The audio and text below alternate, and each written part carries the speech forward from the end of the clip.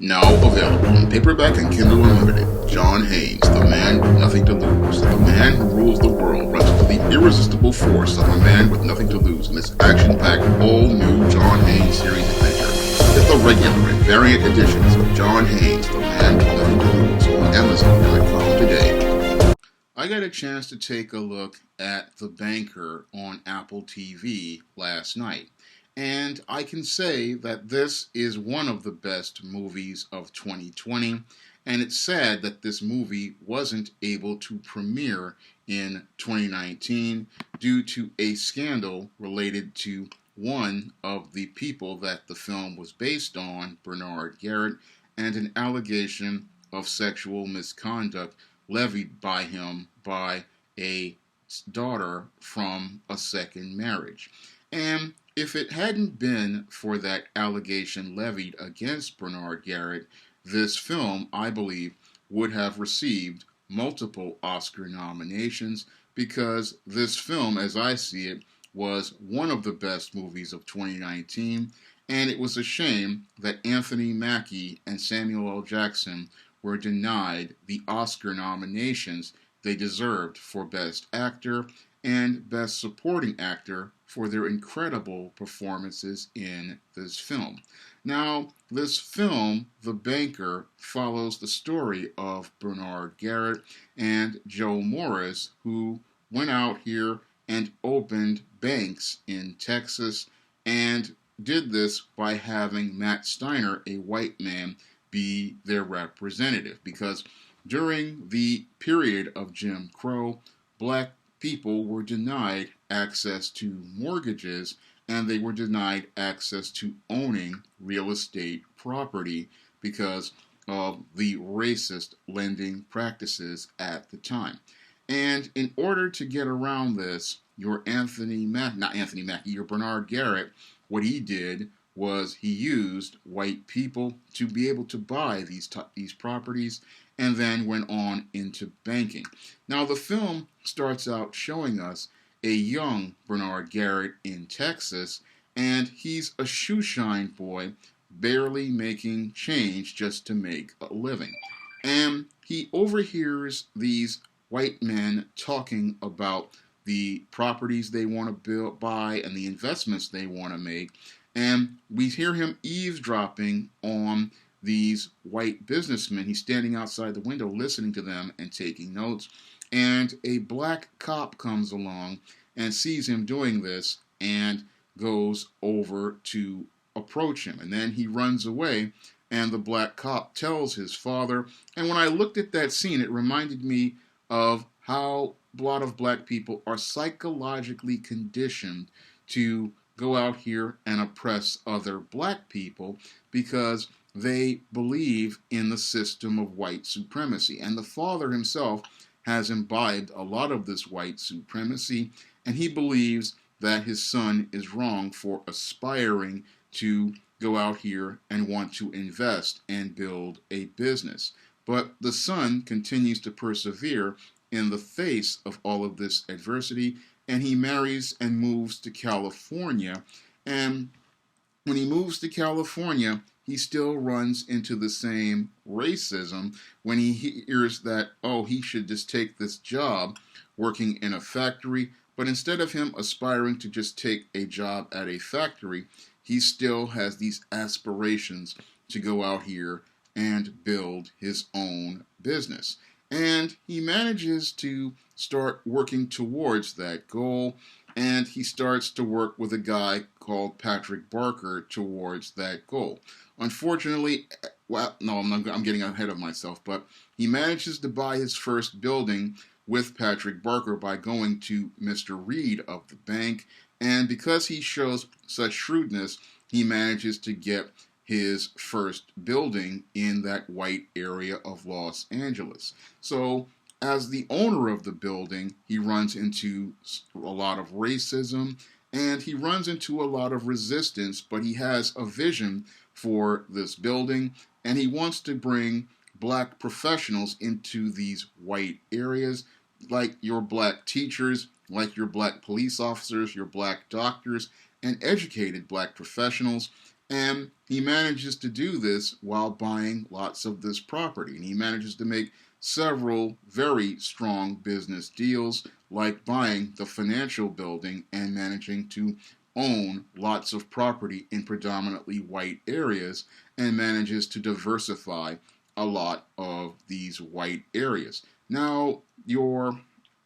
this character again, Patrick Barker, dies, and he winds up later on jammed up, and he really,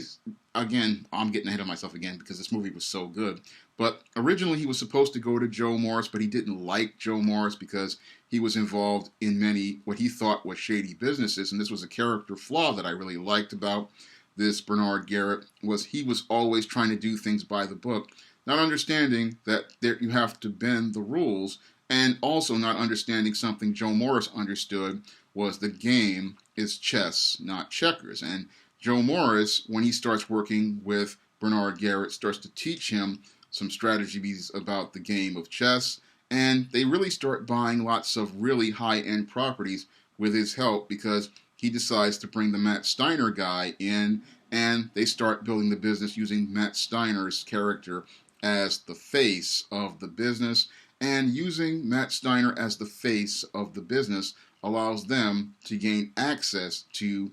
purchasing these properties, and further going out here building wealth and building economic power in for your Bernard Garrett and your Joe Morris. Now, they have managed to build a lot of economic power in Los Angeles. However, in the second act of the film, we start to see the real estate mogul try to turn into the banker, and Joe Morris is hesitant about this, but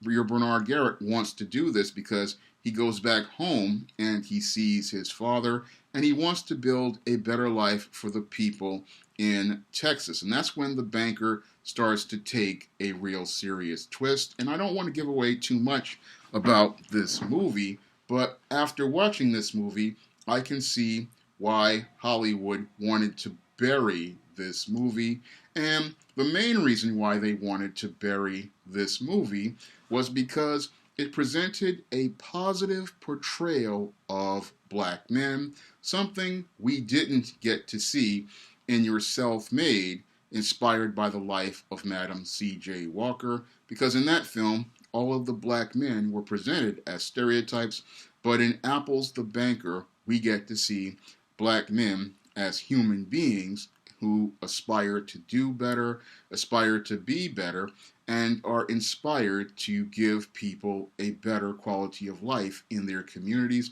Moreover, we get to see an image of a black man who not only owns a business, but wants to build a better black community and build a community of businesses that will allow black people to have economic power. And that's the main reason why those family members made those allegations in an effort to try to sabotage this film, is because, one, it presented a positive image of black men, a positive image of black manhood, a positive image of black masculinity, and it showed, two, black men working together towards building a better black community, and three,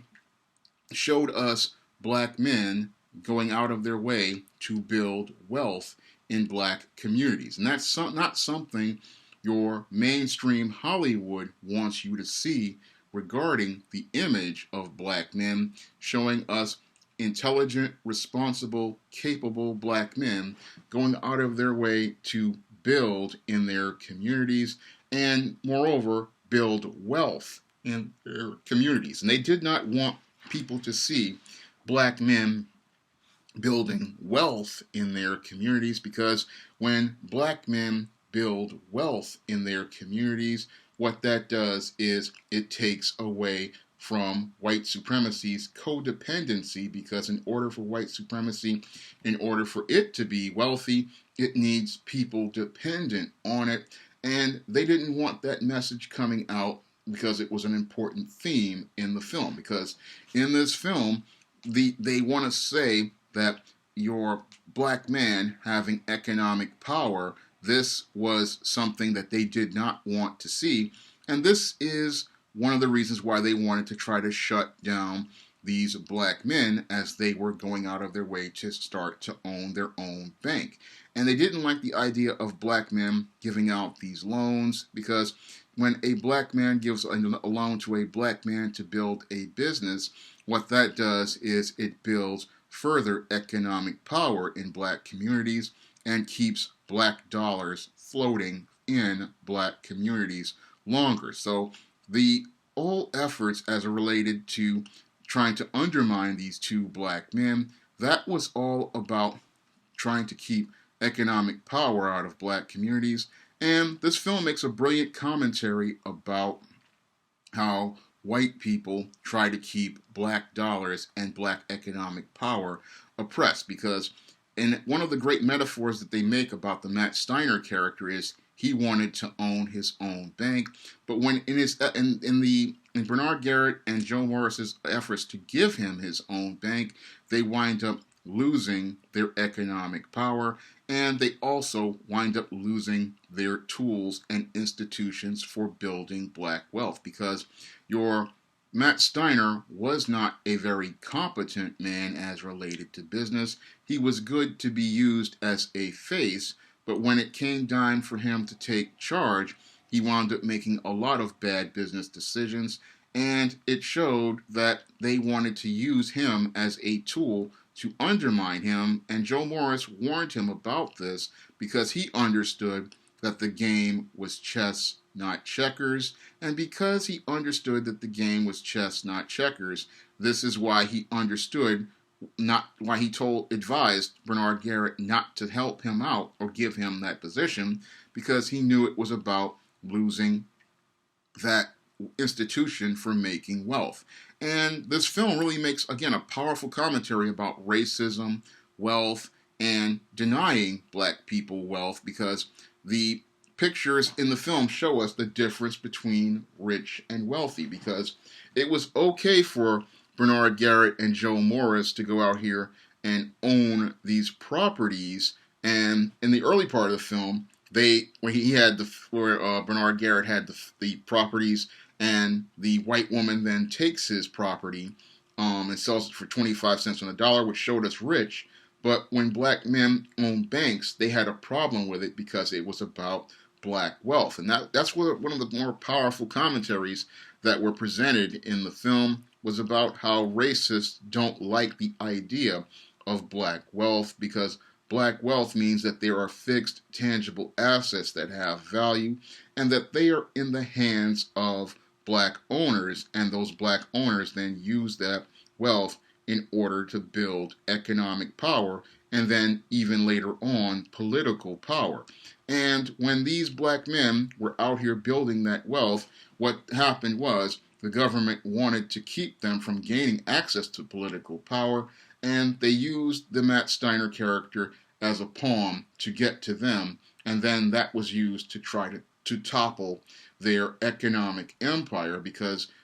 these white supremacists feared the whole idea of black wealth. And that's something that resonated me with this film. It was all about showing us that black people were capable of going out here and building economic power, building black wealth, and then using that economic power to build our own platforms. And again, you had whites who were looking to undermine that on all sides, because they don't like the idea of having an equal playing field, because an equal playing field means they have to compete in a marketplace, and they just like their codependent blacks who are working towards being rich but not working towards wealth that will allow them to pass fixed, tangible economic assets from generation to generation. And that's one of the things, again, I found to be very interesting in this film,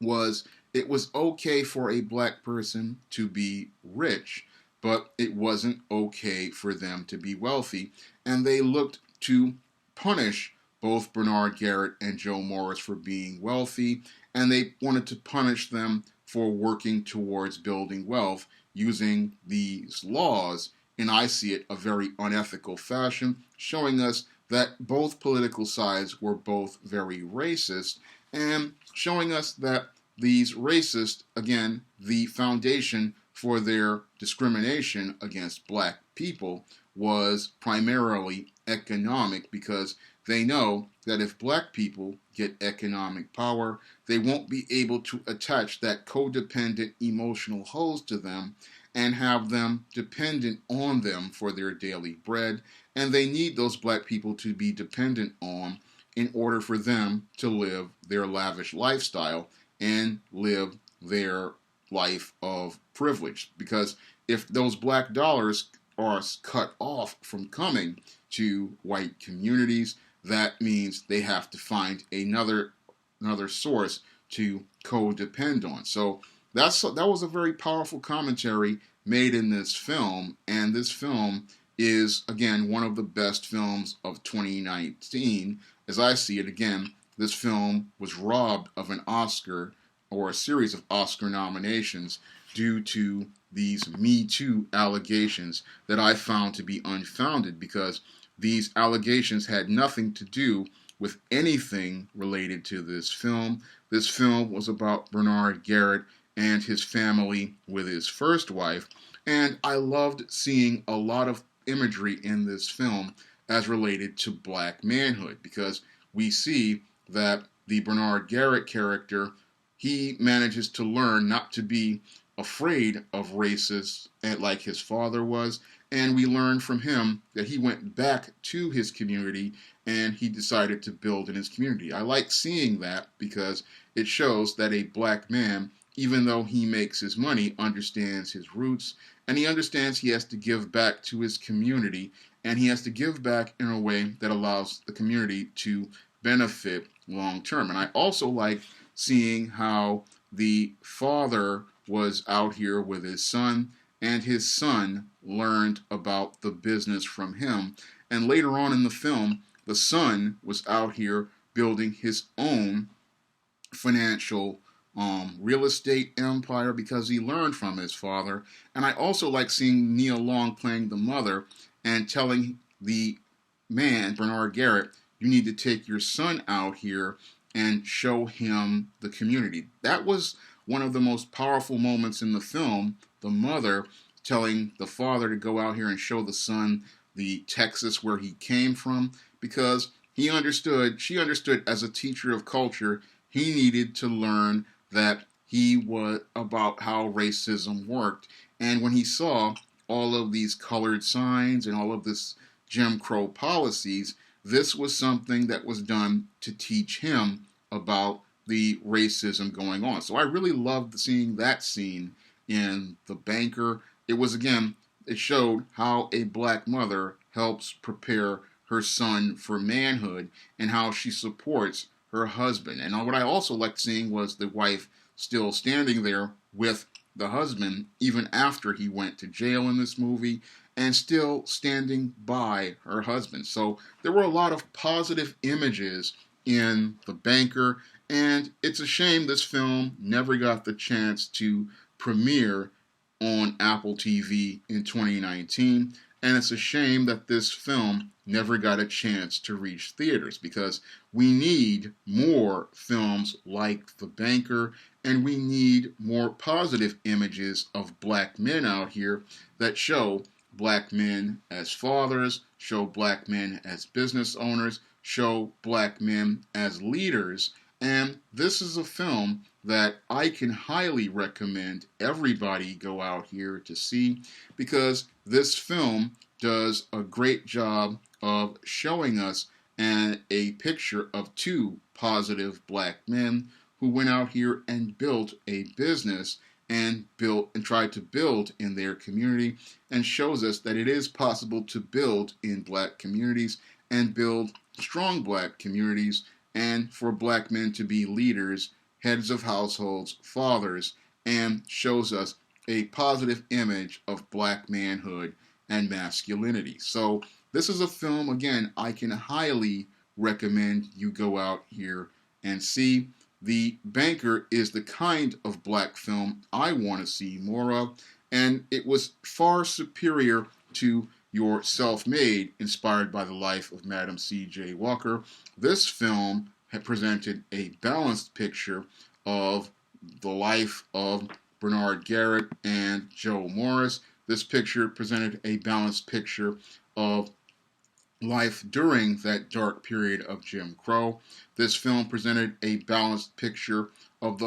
even in that darkness, people finding hope during that Jim Crow period, and it showed humanity of black people and showed us as rich, multidimensional people. It's again a film I definitely urge every black man to go out here and see, and every black father get his son to go see, because we need to see this film to get the support that it deserves, because we don't get that many positive images of black manhood, and black masculinity. And this is one that everybody needs to see, because The Banker is a sound investment of your time, and it's a sound investment that you will make when you go out here and watch this film. And if you want to try some of my positive black fiction, like The Temptation of John Haynes and the John Haynes series, the ISIS series, and the E-Steam series, and the books of the Spinsterella trilogy, you may do so by clicking the link to Amazon.com. There you'll find all of my books that feature positive images of black men and women in paperback and Kindle formats. You can also find my books on Smashwords and the iBookstore. And if you want to see me make more videos like this, reviewing films like The Banker, you may donate to my Patreon, my PayPal, or my Cash App by clicking the link in the description box. That's all I have to say for this video. You can comment, rate, and subscribe. Coming to paperback and e-readers this April, ISIS, the main event. It's carnage inside of a steel cage as the goddess next door steps in the squared circle against the beast from the falls in this all-new ISIS series adventure. Get ISIS, the main event this April.